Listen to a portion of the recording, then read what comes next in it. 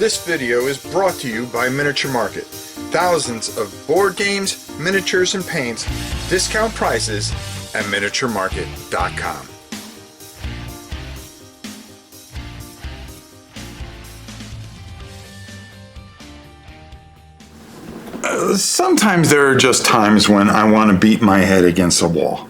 And I think we all go through that a little bit. And, we kind of, you got these great companies, and I don't know who advises them or who their marketing people are, but it's almost like they just got out of the 6th grade in some ways. And I gotta wonder if there are like 27 different teams, if some people have good ideas, some people have bad ideas for some of these bigger companies, because I'll tell you right now, and a tip of the hat to you folks, I don't know what to make of this. Last week, one of my biggest complaints is, hey, listen, this is the latest incarnation of Warhammer Quest. They came out with this, little box set, and I said, okay, I'm all in, because I collect everything Warhammer Quest, regardless if it's good or bad or indifferent. And then when we found out that, hey, you have to get all these miniatures. Well, here's the worst part about it. I went up to my good friends at Bearded Browncoat, and they were only able to get 2 of the miniatures. Okay, the other ones are sold out, and you can't get. Okay, could I 3D print them? Maybe. Or proxy something? Sure. But I wanted the figures.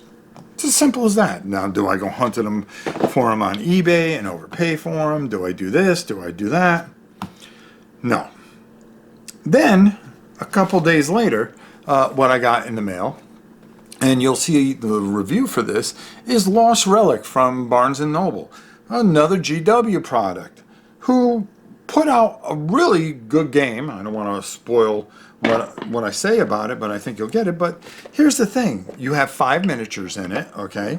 It cost you $40, and they gave you enemy tokens. Okay? Enemy tokens to go with the miniatures.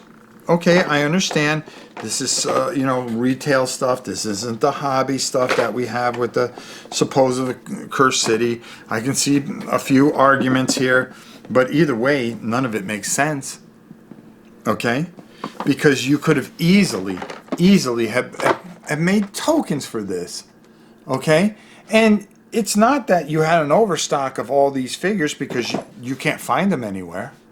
Okay? This here, it came out. All the enemies are enemy tokens. It's essentially the same game, same concept, and yet you did this completely different from that, which it's almost like the company has split personality. It doesn't make any sense. You would think that they would have a ton of miniatures in there. Of course, then it would roll up to about $175, okay? And then who's going to buy that at Barnes & Noble? I get it. But if you are going to come out with an expansion and you are not going to put the miniatures into it, okay? You could have just put the lousy cardboard chits in there for them. It doesn't make any sense. Why throw this out and then say, hey, go get all these figures? Okay? It's not that you were trying to make money. You didn't print a whole bunch of these extra figures that have been out supposedly for a while. Okay, you just said, oh yeah, these are going to be in the story. If you find them, hey, good luck. Take it easy. We wash our hands of the whole Cursed City thing. And I don't want to hear, this was one of those things that was done during COVID. I'm sorry. They've come out, they do everything in advance, okay? And yet Warcry, Heart of Gur, doesn't have any problems. The brand new couple of kill teams that they've come out, okay, within the last couple of weeks, don't have any of those issues, especially the Space Hulk looking ones, and they're coming out with another one soon. this particular box set, you can't tell me that this wasn't thought up of during COVID and whatnot. The Lost Relics, Warhammer Quest. Why couldn't you have just say, hey, listen, this is a quick little boost for Curse City.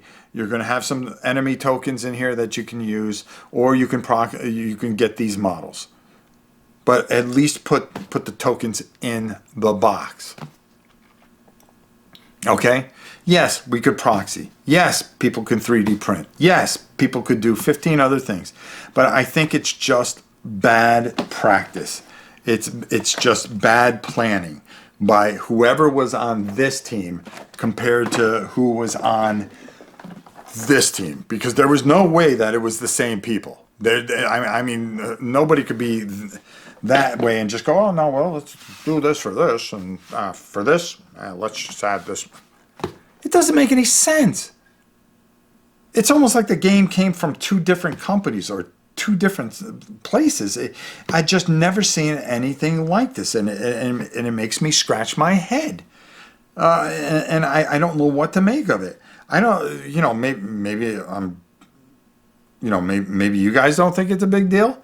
It's either way, I'm pretty happy that I got Warhammer Quest Lost Relics. I mean, it's fantastic, it's glorious, but you can't tell me that you couldn't have made something as glorious as that, which is, shows the strength of Games Workshop and the passion and the precision, and then sometimes their I don't care attitude. It's hit and miss. This company is either extremely up in the air where they got people singing and dancing about them, or it is hitting rock bottom and people are saying, it's a money trap, this, that, and the other. There's no in between. There's no flat line where the company just goes this way and it goes really, really up because it comes out with some fantastic product and then just goes back to that flat line. It's either they are fantastic or they are hitting the lows of lows, okay? Whether they're, the pew pew pews, it's a far cry from some of the masters that have graced those halls at Games Workshop. And there have been some masters, the Chambers, I mean, I can go on and on with the great people that have been there, that have made this company what it is, to the point that it is a traded company now. And now I just I'm always going to be faithful. I will always buy everything from them pretty much. But boy, there are just times when I go, you have got to be kidding me. They don't want to print money, it seems, okay, because they could. All they have to do is just do a few things and send their fan base into a frenzy. But they don't want to do that. They want to go in whatever direction they're headed, and sometimes it's right and sometimes it's way off. And this is one where it just shows you how different degrees of this company. You have something like this that you put in a Barnes Noble that sits way up high here, and then this that is incomplete at purchase that's down here. Okay, and people complain about this game being too easy and all the other things that it is, and it's just a head scratcher. And I don't get it, because there are times that you think that they're trying to kill off Warhammer Quest just because they don't want to do it, and then they come out with Lost Relics, which, is just a fantastic, fantastic set. You tell me. Maybe I'm way off. Maybe somebody knows something that I don't. Like I said, I never claimed to be an insider or a business person here that is familiar with all their business practices.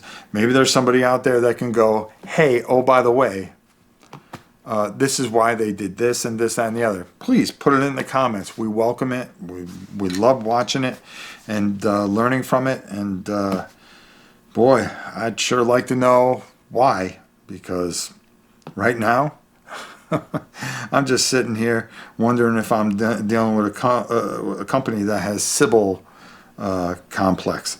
They don't know who they are anymore. I don't know. I don't get it. All right, folks, I would love to hear from you and hear what your thoughts are on this very unique type of situation. And as always, until next time, it's your old pal Rob. We'll see you soon, everybody.